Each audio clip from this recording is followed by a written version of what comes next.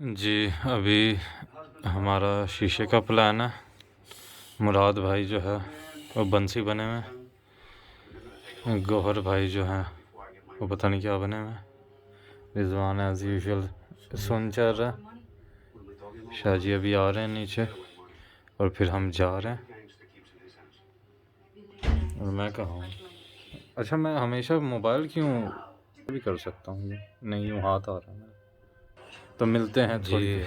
Shahaji ready हो गए, ये बस इस इंतज़ार में हम बैठे थे और अब जा रहे हैं। बाकी बात जो होगी वो होगी ब्रेक के बाद वहीं से। ये मुराद भाई कर क्या रहे हैं? कोशिश कर रहे हैं। ठीक है यार, ये ठीक है, फर्स्ट क्लास है।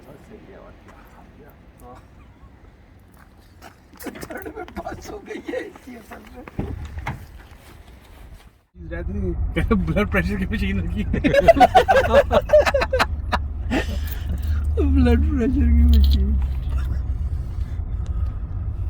सब टीएचसी की वजह से इनका जो है ना वो पारा हाई नहीं हो रहा उस तरह ना। चले अभी तो 2 दिन हुए हैं, देखते हैं आगे।